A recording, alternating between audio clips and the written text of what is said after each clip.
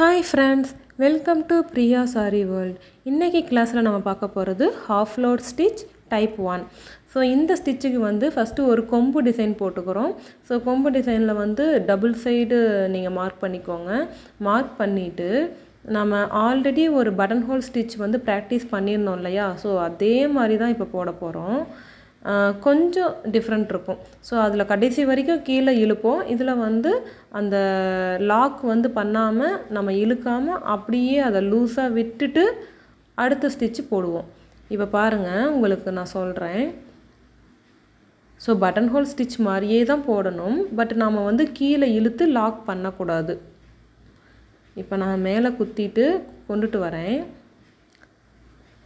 இப்போ பாருங்கள், கொண்டு வந்துட்டு அதை அப்படியே சென்டராக வச்சு அடுத்த ஸ்டிச் போட்டுட்டு மறுபடியும் டைரெக்டாக மேலே போயிடுறேன்.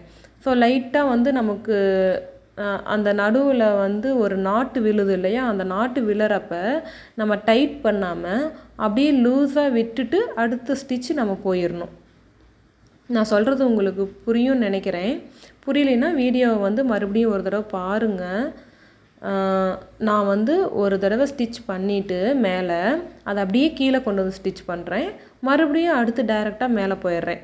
ஸோ நடுவில் ஆட்டோமேட்டிக்காக அந்த லாக் விழுந்துக்கிட்டே வருது, தெரியுதுங்களா?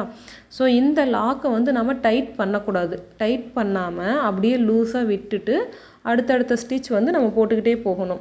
ஸோ மேலே ஒரு ஸ்டிச் கீழே ஒரு ஸ்டிச் போட்டுக்கிட்டே இருந்தோம் அப்படின்னா நமக்கு நடுவில் அந்த லாக் மாதிரி வந்துக்கிட்டே இருக்கும். ஸோ இதை இன்னும் கொஞ்சம் நெருக்கமாகவே போடுங்க. நான் உங்களுக்கு கொஞ்சம் கேப் விட்டு விட்டு போட்டிருக்கேன் புரியணுங்கிறதுக்காக. நீங்கள் இன்னும் பக்கத்தில் கேப் இல்லாமல் போடுங்க. ஸோ இது அவுட்லைன் கொடுக்குற ஒரு ஸ்டிச் தான். இது பார்க்கறதுக்கு நமக்கு எம்போஸ்டாக தெரியும். ஸோ எம்போஸ்டுங்கும் போது நமக்கு நடுவில் அந்த எண் நாட்டு மாதிரி விழுந்துட்டுருக்குது இல்லையா? அந்த நாட்டு விழுந்துட்டுருக்குது இல்லையா? ஸோ அந்த நாட்டு நமக்கு லைட்டாக அப்படி தூக்கின மாதிரி தெரியும். நம்ம தொட்டு பார்த்தாவும் நமக்கு அந்த டிஃப்ரென்ஸ் தெரியும். ஸோ இதை அவுட்லைனாக கொடுக்கலாம். இது எங்கே கொடுக்கலாம் அப்படின்னு பார்த்தா இந்த மாதிரி கொம்பு டிசைனில் கொடுக்கலாம். ஸோ அவுட்லைன் கொடுக்கலாம். இப்போ ஒரு ஃப்ளவரோடைய அவுட்லைன் கொடுக்குறோம் அப்படின்னா அதுக்கு கொடுக்கலாம். ஸோ நீங்கள் இதை நல்லா ப்ராக்டிஸ் பண்ணிக்கோங்க. அந்த கர்வ் எப்படி வளைச்சி கொண்டுட்டு போகணும் அப்படிங்கிறது இதில் ரொம்ப இம்பார்ட்டண்ட். ஸோ அந்த கர்வ் எப்படி நான் டேர்ன் பண்ணி கொண்டுட்டு போகிறேன் அப்படின்னு நல்லா வாட்ச் பண்ணுங்கள். ஸோ சேம் நம்ம ஒரே ஸ்டிச்சையே தான் கண்டினியூவாக போட்டுகிட்டே வரோம். நம்ம எங்கே ட்ரா பண்ணியிருக்கிறோமோ அதுக்குள்ளேயே கொண்டுட்டு வந்தோம்னா நமக்கு அந்த ஷேப் கரெக்டாக கிடச்சிரும். ஸோ உங்களுக்கு நான் சொன்னது புரியல அப்படின்னா நீங்கள் மியூட் பண்ணிவிட்டு கூட பாருங்கள், உங்களுக்கு பார்த்தா புரியும். நம்ம நார்மலாக போடுற ஸ்டிச் தான், பட்டன் ஹோல் ஸ்டிச்சே தான். பட் பட்டன் ஹோல் ஸ்டிச்சில் நம்ம என்ன பண்ணுவோன்னா மேலேருந்து கீழே அப்படியே நம்ம த்ரெட்டை இழுத்துக்கிட்டே லாக் பண்ணி ஒரு லாக் ஸ்டிச் போடுவோம். ஆனால் இதில் என்ன பண்ணுறோன்னா லாக் பண்ணி ஸ்டிச் போடாமல் அப்படியே டைரெக்டாக நம்ம அடுத்தடுத்த ஸ்டிச் போயிட்டே இருக்கிறோம். ஸோ அதனால் சென்டரில் நமக்கு ஒரு நாட்டு விழுந்துக்கிட்டே வரும். அந்த நாட்டு பார்க்குறதுக்கு எம்போஸாக தெரியும்.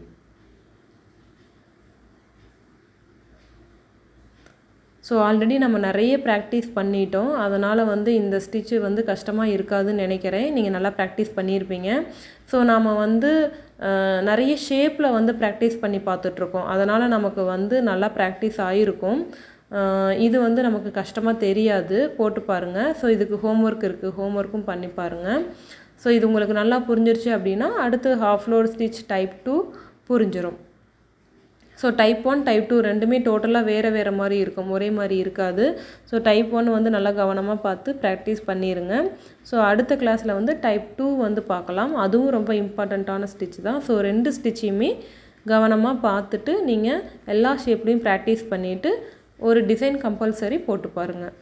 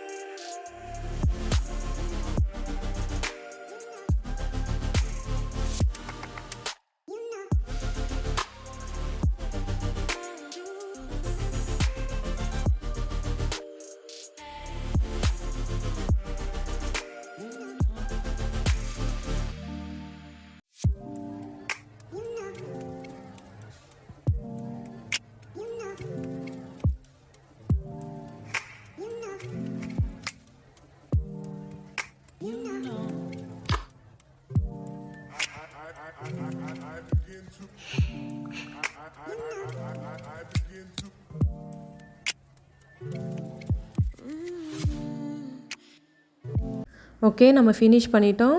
ஸோ நீங்கள் வந்து இதை எஸ் ஷேப்பில் போட்டு பாருங்கள். ஸோ எஸ் ஷேப்பில் போட்டு ப்ராக்டிஸ் பண்ணிங்கன்னா உங்களுக்கு அந்த கர்வ்லாம் நல்லா எப்படி வளைச்சி கொண்டுட்டு வர்றது அப்படின்னு தெரியும். இதுக்கு வந்து நீங்கள் அவுட்லைன் கொடுக்கக்கூடாது, ஓகேங்களா? ஸோ இது வந்து அவுட்லைன் ஸ்டிச் அப்படிங்கிறனால இதுக்கு அவுட்லைன் கொடுக்காதீங்க. இதை நம்ம எங்கெல்லாம் யூஸ் பண்ணலாம் அப்படின்னா, இந்த மாதிரி கொம்பு டிசைன்ஸ் வருது இல்லையா, நெக்கை சுற்றி நமக்கு இந்த மாதிரி கொடி கொடியாக கொம்பு மாதிரி வருது அப்படின்னா இதில் கொடுக்கலாம். நெக்ஸ்ட்டு ஃப்ளவரில் கொடுத்து பார்க்கலாம். ஸோ ஃப்ளவருக்கு அவுட்லைனாக கொடுத்தோம் அப்படின்னா ரொம்ப நான் போட்ட மாதிரி ப்ராடாக போடக்கூடாது, கொஞ்சம் சின்ன சைஸாக போட்டோம் அப்படின்னா நமக்கு பார்க்குறதுக்கு அவுட்லைன் ஸ்டிச்சாக நல்லாயிருக்கும். ஸோ ப்ராக்டிஸ் பண்ணி பாருங்கள். இந்த வீடியோ உங்களுக்கு புரிஞ்சிருக்கும்னு நினைக்கிறேன். Okay friends, thank you.